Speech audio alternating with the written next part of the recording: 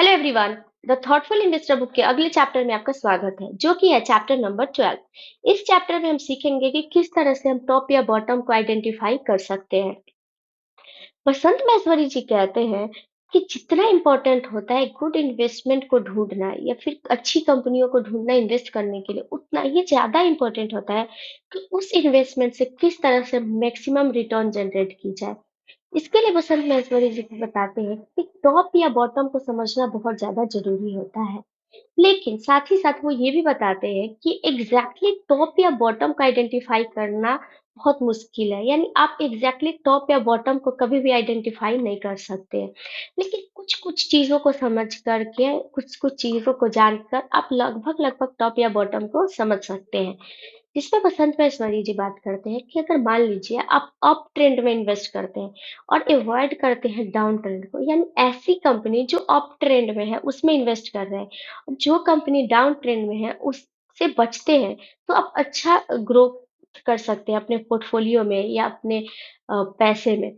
बसंत मैसवरी जी बताते हैं कि अप ट्रेंड या डाउन ट्रेंड किस तरह से शुरू होते हैं, अगर इसको समझने की कोशिश करें तो मान लीजिए कि कोई कंपनी है वो अंडर वैल्यूड है, यानी उसकी इंट्रिंसिक वैल्यू ज्यादा है as compare to stock price, और उस कंपनी के फंडामेंटल सही है। तो अगर आप ऐसी कंपनी में इन्वेस्ट करते हैं, तो जब ये कंपनी ग्रो करती है और मान लीजिए कि जब वो उस अपने इंट्रिंसिक वैल्यू के पास पहुंचती है, यानी स्टॉक प्राइस जो है वो इंट्रिंसिक वैल्यू के बराबर जाता है, उस समय पे भी अगर आप अपने स्टॉक को सेल करते हैं तो वहां पे भी आप प्रॉफिट गेन कर सकते हैं और इसमें कोई रिस्क भी नहीं होता है। तो वहीं पे अगर आप डाउन ट्रेंड को, यानी ओवर वैल्यूड स्टॉक को अवॉइड करते हैं, तो वहां पे भी आप लॉस से बच सकते हैं।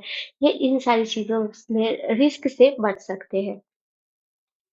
अब आगे समझें कि एग्जैक्टली हम टॉप या बॉटम को, या फिर किस तरह से समझे कि किसी स्टॉक के जो प्राइसेस है वो टॉप पे है या बॉटम पे है, इसको किस तरह से समझे इसके बारे में। तो वसंत महेश्वरी जी बताते हैं कि इसको हम इस तरह समझ सकते हैं कि अगर हम जो स्टॉक है उसके प्राइस के मूवमेंट को अगर बहुत क्लोजली ऑब्जर्व करते हैं, यानी स्टॉक के प्राइस के फ्लक्चुएशंस को, उसके मूवमेंट को अगर क्लोजली ऑब्जर्व करते हैं, तो हम उसके टॉप या बॉटम को बहुत आसानी से समझ सकते हैं। जैसे मान लीजिए कोई कंपनी है, वो कंपनी 30 रुपए पे ट्रेड कर रही है, लेकिन वो कुछ टाइम बाद वो कंपनी 2000 पे पहुंच जाती है। 2000 के बाद जब वो कंपनी गिरती है, तो वो धीरे धीरे गिरती है और 1860 पे रुक जाती है। 1860 पे रुकने के बाद वो उस कंपनी के जो प्राइस है वो वहीं पे फ्लक्चुएट कर रहे हैं, यानी वो उससे ज्यादा नहीं गिर रहे हैं या उसमें बहुत ज्यादा मूवमेंट शो नहीं हो रही है। इसका मतलब है कि मार्केट को अभी भी कहीं ना कहीं एक उम्मीद दिख रही है कि स्टॉक में उसे ऐसा लग रहा है कि ये कंपनी अच्छा कर सकती है। तो बसंत महेश्वरी जी कहते हैं वो टॉप नहीं है, यानी वो उस कंपनी का टॉप नहीं है, क्योंकि अभी भी मार्केट को उसमें उम्मीद है। अगर इस तरह से उसको समझें कि मान लीजिए कि कोई कंपनी है और वो अपने टॉप पे पहुंचने के बाद जब गिरती है, तो अगर वो 7% तक गिरती है और वहां गिरने के बाद वो फ्लक्चुएट करती है कुछ दिनों तक, 5 दिन, 7 दिन या 10 दिनों तक लगातार वही फ्लक्चुएट कर रही है, वो उससे ज्यादा नहीं गिर रही है। इसका मतलब है कि वो कंपनी टॉप पे नहीं है, अभी उसमें और ग्रोथ बाकी है, मार्केट को कहीं ना कहीं उसमें अभी भी ग्रोथ दिख रहा है, तो वो टॉप नहीं है। तो अगर समझे कि टॉप क्या है, तो बसंत मैसवारी जी कहते हैं कि मान लो कोई कंपनी है और उसकी स्टॉक प्राइसेस पीक पे पहुंचे और वहां से अगले ही दिन वो प्राइस शार्पली गिरता है, और कुछ ही दिनों में उस वो प्राइस लगातार गिरते हुए लगभग 10% तक गिरता है और वो लगातार गिरता रहता है। तो बसंत मैसवारी जी कहते हैं यानी यहाँ पे मार्केट को उस कंपनी में अब ग्रोथ नहीं नजर आ रहा है, उस स्टॉक में लोगों को उम्मीद नहीं नजर आ रहा है। तो बसंत मैसर जी कहते हैं कि ये है टॉप, यानी वो अपनी कंपनी अपने टॉप पे पहुंच चुकी है और उससे ज्यादा उसमें अब ग्रोथ नहीं हो सकता है। तो इस तरह से हम टॉप को समझ सकते हैं, टॉप को अच्छे से एनालाइज कर सकते हैं। आगे जिस चीज़ के बारे में वसंत महेश्वरी जी बताते हैं कि क्या टॉप को क्रिएट करता है, तो उसके लिए वसंत महेश्वरी जी बताते हैं लिक्विडिटी आउटफ्लोज़ क्रिएट टॉप्स। यानी अगर मार्केट में बहुत ज़्यादा पैसा है, वो इंटरेस्ट रेट कम होने की वजह से हो सकता है, बहुत फॉरेन इन्वेस्टर मार्केट में इन्वेस्ट किए हों या कोई म्यूचुअल फंड इंट्रोड्यूस हुआ हो मार्केट में, तो इससे क्या होता है कि मार्केट में बहुत ज़्यादा पैसे हो जाते हैं, तो उस समय पे भी टॉप क्रिएट होते हैं। बसंत महेश्वरी जी कहते हैं कि कभी भी कोई भी बुल मार्केट इस वजह से क्रैश नहीं होता है क्योंकि स्टॉक के प्राइसेस ओवर वैल्यूड है। वो तब क्रैश होता है जब मार्केट से बहुत ज़्यादा पैसे निकलने शुरू होते हैं। यानी अगर मार्केट टॉप पे पहुँच चुका, वो ओवर वैल्यूड है, उसके बावजूद भी मार्केट क्रैश नहीं होता है। क्योंकि देखा जाए तो तब तक तो लोगों को यही लगता है कि ये कंपनी ग्रो करने वाली है। लेकिन जैसे ही मार्केट से पैसे निकलने शुरू होते हैं, यानी मान लीजिए कोई कंपनी है, वो आपने जब खरीदा आपको पता है कि ये कंपनी ओवर वैल्यूड है। इस जो मैं जिस प्राइस पे खरीद रहा हूँ स्टॉक को, वो ओवर वैल्यूड है। यानी कहीं न कहीं आपको पहले से ही ये चीज़ बैठा हुआ है कि ये ओवर वैल्यूड है, यानी कहीं न कहीं एक डर है।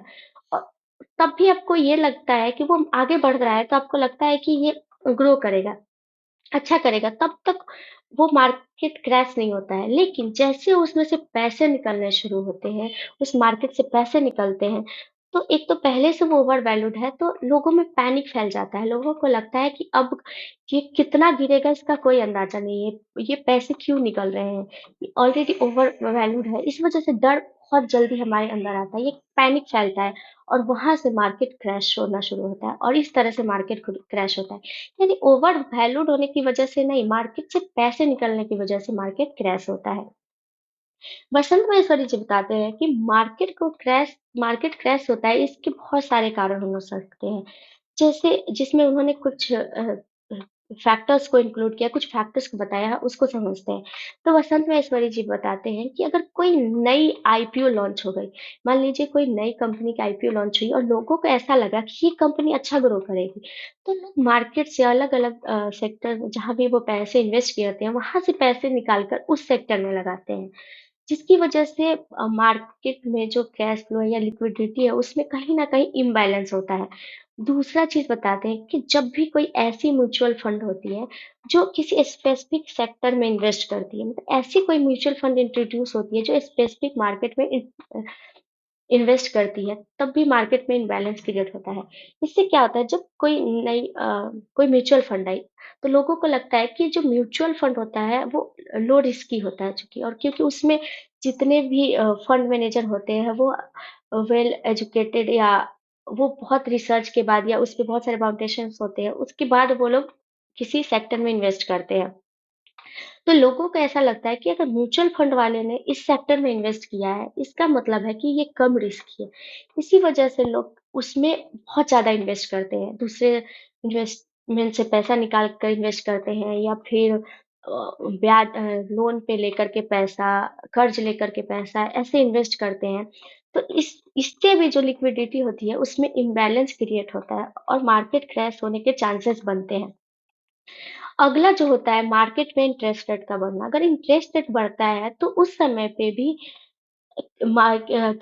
जो मार्केट होता है वो टॉप पे पहुँचता है और क्रैश होने के चांसेस बनते हैं। क्योंकि जब इंटरेस्ट रेट कम होता है तो लोग ज़्यादा से ज़्यादा कर्ज ले पाते हैं, ज़्यादा से ज़्यादा पैसे बोरो कर पाते हैं और मार्केट में इन्वेस्ट कर पाते हैं, जिसके कारण से बहुत जल्दी टॉप क्रिएट होता है और फिर उसमें क्रैश होने के चांसेस बनते हैं। अगला वसंत महेश्वरी जी बताते हैं कि जब फॉरेन इन्वेस्टर ज़्यादातर इन्वेस्ट करते हैं, अगर इंडिया की बात करें तो इंडिया में क्या होता है कि जो इंडिया के लोग हैं वो बहुत कम इन्वेस्टमेंट करते हैं। वहीं पे जो फॉरेन इन्वेस्टर्स हैं वो बहुत ज़्यादा इन्वेस्ट करते हैं। यानी जब फॉरेन इन्वेस्टर बहुत ज़्यादा किसी कंट्री में इन्वेस्ट करते हैं, तो उस समय पे क्या होता है कि मान लीजिए उनके कंट्री में कोई किसी तरह का सिचुएशंस हुआ या कोई डिस्टर्बेंस हुई, वहाँ इंटरेस्ट रेट बढ़ गया, यहाँ पे या फिर कोई भी ट्रबल आई, तो वो लोग क्या करते हैं कि अपने पैसे खींच लेते हैं, अपने पैसे निकालना शुरू करते हैं। इसकी वजह से भी पैनिक फैलता है और मार्केट क्रैश होता है। जो अगला कारण होता है कि मान लीजिए कि जब मार्केट बुल फेज में होता है और कोई कंपनी बहुत तेजी से ग्रो करती है, तो लोगों को लगता है कि ये कंपनी अब ग्रो करती रहेगी, ये अच्छा प्रॉफिट बनाएगी, तो लोग उसमें ज़्यादा से ज़्यादा इन्वेस्ट करते हैं। इसके लिए वो पैसों को कर्ज पे लेते हैं, लोन लेते हैं और उसके बाद से उसमें इन्वेस्ट करते हैं। और जब इंटरेस्ट रेट बढ़ जाए या फिर कोई और सिचुएशन क्रिएट हो जाए, तो उस समय पे क्या होता है कि मार्केट क्रैश होने के चांसेस बन जाते हैं। एक और कारण बताते हैं वसंत रायसवाड़ी जी, कि मान लीजिए कि कोई कंपनी के जो स्टॉक प्राइस है वो पीक पे पहुंच चुके हैं, यानी कि अब वहाँ वो ओवर वैल्यूड हो चुके हैं, बहुत ज़्यादा ओवर वैल्यूड हो चुके हैं वो स्टॉक। यानी अब बायर बहुत कम हो चुके हैं। यानी बायर कभी भी बहुत ज़्यादा ओवर वैल्यूड स्टॉक को खरीदना नहीं चाहेंगे। यानी बायर कम हो चुके हैं और जो लोग इन्वेस्ट करने वाले थे, वो ऑलरेडी उसमें इन्वेस्ट कर चुके हैं। उसमें से बहुत सारे लोग ऐसे होते हैं, जो लॉन्ग टर्म के लिए इन्वेस्ट किए होते हैं, इसलिए वो डाल के आराम से बैठे होते हैं। तो वहीं पे कुछ लोग ऐसे होते हैं कि उन्हें लगता है मार्केट और बढ़ेगा और ज़्यादा ग्रोथ मिलेगा। इस चक्कर में वो लोग सेल नहीं करते हैं अपने स्टॉक को। उसी समय पे जो शॉर्ट टर्म ट्रेडर्स होते हैं, वो मार्केट में एंटर करते हैं। बहुत ज़्यादा लोन, बहुत ज़्यादा लेवरेजेस लेके मार्केट में इन्वेस्ट करते हैं ज़्यादा प्रॉफिट बनाने के लिए। और उस समय पे क्या होता है कि जब वो बहुत ज़्यादा पैसा डालते हैं मार्केट में, तो मार्केट तेज़ी से बढ़ता है और जब वो पैसे खींचते हैं, तो मार्केट तेज़ी से गिरता भी है, यानी कि स्टॉक के प्राइसेस गिरने शुरू होते हैं। तो उस समय पे चूँकि कम जो स्टॉक के प्राइस है वो पहले से ही ओवर वैल्यूड है और वो जब गिरते हैं, तो लोगों में पैनिक फैल जाता है, यानी एक इम्बैलेंस क्रिएट होती है और इस पैनिक की वजह से लोग अपने शेयर्स बेचते हैं, इमोशंस पे इफ़ेक्ट पड़ता है और लोग शेयर बेचना शुरू करते हैं। और इस तरह से मार्केट का क्रैश होता है, मार्केट क्रैश होता है। तो ये कुछ फैक्टर थे जिसकी वजह से टॉप भी क्रिएट होता है और मार्केट क्रैश भी करता है। आगे बसंत महसवारी जी एक सजेशन देते हैं और बताते हैं कभी भी मार्जिन पे स्टॉक मार्केट में इन्वेस्टमेंट नहीं करना चाहिए। यानी मार्जिन के थ्रू आप कभी भी इन्वेस्ट ना करें, इससे ज़्यादा रिस्क होता है और ज़्यादा लॉस होने के चांसेस होते हैं। आगे पसंद में ऐश्वर्या जी एक और सजेशन देते हुए बताते हैं कि मान लीजिए जब बुल मार्केट खत्म होता है तो बहुत सारी कंपनियां होती हैं वो अंडर वैल्यूड होती हैं, यानी उनके स्टॉक के प्राइसेस जो होते हैं वो बहुत गिरते हैं। तो हम पीछे, यानी वो कंपनी पीछे बुल मार्केट में अगर अच्छा परफॉर्म की है, सिर्फ इसलिए, यानी बुल मार्केट में वो कंपनी बहुत अच्छा परफॉर्म की है और उसके प्राइसेस लो हुए हैं, इसलिए उस कंपनी में इन्वेस्ट नहीं करना चाहिए। क्योंकि ऐसा भी हो सकता है कि वो बुल मार्केट होने की वजह से वो कंपनी अच्छा परफॉर्म की है, वो आगे उतना अच्छा परफॉर्म ना करे। तो उस समय पे बसंत महसवारी जी कहते हैं कि उस कंपनी के फंडामेंटल को एनालिसिस करना बहुत इंपॉर्टेंट होता है, ना कि सिर्फ प्राइसेस कम हुए हैं और वो पीछे उसका जो प्रॉफिट का मार्जिन है वो बहुत अच्छा है, इसलिए इन्वेस्ट नहीं करना चाहिए। अब बात करते हैं कि इमोशंस का किस तरह से इम्पैक्ट पड़ता है स्टॉक मार्केट पे। तो बसंत महसवारी जी बताते हैं कि ज्यादातर इन्वेस्टर इस बात पे आर्गुमेंट करते हैं कि जो इमोशंस का इम्पैक्ट होता है स्टॉक मार्केट पे वो 60% का होता है, जबकि 40% फंडामेंटल्स चीजों का होता है। उसमें बसंत महसवारी जी ये भी कहते हैं कि ये हर सेक्टर पे या हर कंपनी पे अप्लाई नहीं होता है, लेकिन ज्यादातर टाइम ऐसा ही होता है। ज्यादातर इन्वेस्टर ऐसा ही मानते हैं। अब समझेंगे कि किस तरह से इमोशंस का इम्पैक्ट होता है मार्केट पे, इसके बारे में। बसंत महसूरी जी बात करते हैं कि अभी तक हमने जितनी भी चीजें बात की वो हमने बात किया बुल मार्केट में जो टॉप जो पीक होता है उसके बारे में, ना कि इंटरमीडिएट टॉप के बारे में, क्योंकि इंटरमीडिएट टॉप टॉप होते हैं वो कभी भी क्रिएट होते हैं और फिर वो गिरते हैं उठते हैं, तो इसको हम कभी भी नहीं समझ सकते हैं। यानी इंटरमीडिएट टॉप को हम आइडेंटिफाई नहीं कर सकते हैं, वो इम्पॉसिबल है। इसलिए हम हमेशा टॉप पे, यानी उसके बुल मार्केट के पीक की बात करते हैं। बसंत महसवारी जो बताते हैं, जो इमोशन का इम्पैक्ट होता है वो किस तरह से मार्केट पे होता है। मान लीजिए कि बुल मार्केट चल रहा है, यानी उस समय पे सारी कंपनियां अच्छी कर रही हैं। कोई ऐसी कंपनी है जो किसी सेक्टर में लीडर है, तो उस समय पे लोगों को लगता है कि ये जो कंपनी है ये लीडर है, इसलिए वो अच्छा करेगी। इस चक्कर में लोग उसमें इन्वेस्ट करते हैं। और जब वो लोग इन्वेस्ट करते हैं, चूँकि वो जो स्टॉक के प्राइसेस है पहले से एक्सपेंसिव होते हैं, बहुत पहले से एक्सपेंसिव होते हैं, पहले से ही ओवर वैल्यूड होते हैं, तो उसमें लोग और भी ज़्यादा इन्वेस्ट करते जाते हैं, ये सोच के ये कंपनी लीडर है, अच्छा परफॉर्म करेगी। इस चक्कर में क्या होता है कि स्टॉक के प्राइसेस और भी ज़्यादा बढ़ते जाते हैं, बढ़ते जाते हैं, बढ़ते जाते हैं और उसमें कोई करेक्शन नहीं होता है उस टाइम पे।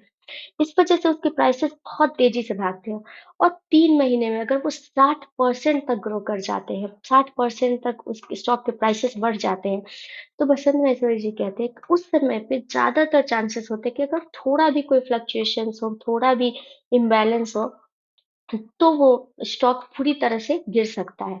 यहाँ पे बसंत महसवारी जी बताते हैं कि अब इमोशन का बहुत इम्पैक्ट होता है। यानी क्योंकि लोगों को ये लगता है ये कंपनी अच्छा करेगी, इसलिए लोग उसमें पैसे डालते जाते हैं। यानी इमोशन बहुत ज़्यादा इम्पैक्ट करता है इस तरह के ग्रोथ में। और जब मार्केट गिरता है तो यही इमोशंस उसको बहुत बुरी तरह से गिराता भी है। तो यहाँ पे मार्केट में इमोशन ट्रिगर करता है, ना कि कंपनी के फंडामेंटल्स। यहाँ कंपनी के फंडामेंटल्स का कोई इम्पैक्ट नहीं होता है। आगे बसंत महेश्वरी जी बताते हैं कि इस समय पे जो फंडामेंटल एनालिस्ट है, वो भी इस ग्रोथ को नहीं समझ पाते। वो नहीं समझ पाते हैं कि इमोशनली किस तरह से ग्रो हुआ है मार्केट, क्योंकि एक फंडामेंटल एनालिस्ट कंपनी के फंडामेंटल चीज़ों को एनालाइज़ कर सकता है, समझ सकता है और देख सकता है। लेकिन जब फंडामेंटली किसी चीज़ पे इम्पैक्ट ही नहीं है, वो इमोशनली है, तो उस समय पे एक फंडामेंटल एनालिस्ट भी नहीं पकड़ सकता कि ये कंपनी किस पीक तक जाएगी और कब गिरना शुरू होगी, कितना गिरेगी। तो ये सारी चीज़ें होती हैं इमोशंस के इम्पैक्ट का। आगे बसंत महेश्वरी जी बताते हैं कि जब मार्केट होता है, वो हमेशा फ्यूचर के ट्रेंड पे, यानी जो मार्केट होता है वो फ्यूचर देख करके ही आगे बढ़ता है, उसके बेसिस पे ही वर्क करता है। मान लीजिए कि कोई कंपनी है, तो लोगों लोगों का ये मानना है कि ये कंपनी आगे बहुत प्रॉफिट करेगी, या फिर कोई न्यूज़ आ गया, कुछ आ गया तो ऐसा लगने लगा कि ये कंपनी आगे प्रॉफिट करेगी, तो उस कंपनी में जो इन्वेस्टमेंट होता है वो बढ़ जाता है। उसके प्राइसेस बढ़ जाते हैं। वहीं पे अगर कंपनी के बारे में नेगेटिव थॉट आ जाए, नेगेटिव न्यूज़ आ जाए, तो उस कंपनी के जो प्राइसेस हैं या फिर उस कंपनी के जो ग्रोथ है, वो आगे घट जाते हैं। उसके स्टॉक प्राइसेस घट जाते हैं। यानी वो टोटली डिपेंड करती है फ्यूचर के प्लानिंग पे। यानी हम आज ही ये तय कर लेते हैं कि फ्यूचर में ये कंपनी कैसा करेगी। तो ये सारी चीज़ें थी कि किस तरह से हम टॉप को आइडेंटिफ़ाई करें, किस तरह से टॉप को समझें। तो ये था टॉप समझने का एक तरीका, जिसे बसंत महेश्वरी जी ने अपने तरीके से समझाया। आई होप ये बहुत अच्छे से समझ में आया है। चूँकि ये वीडियो बहुत लंबा हो रहा है, इसमें हम इसलिए हमने इसमें सीखा टॉप को आइडेंटिफ़ाई करना। अगला जो वीडियो आएगा उसमें हम बॉटम को आइडेंटिफ़ाई करना भी सीखेंगे। तो इसलिए आप इस चैनल पे बने रहिए, और अगर आपको कोई भी सुझाव देना हो या कोई भी सवाल पूछना है, तो आप कमेंट बॉक्स में पूछ सकते हैं। अगर आपको ये वीडियो अच्छी लग रही है तो लाइक करिए, और साथ ही साथ अगर आप वीडियो देख रहे हैं, आपको वीडियो बहुत अच्छी लग रही है, तो चैनल को भी सब्सक्राइब करिए। इससे हमारा मोटिवेशंस भी बढ़ता है। Thank you.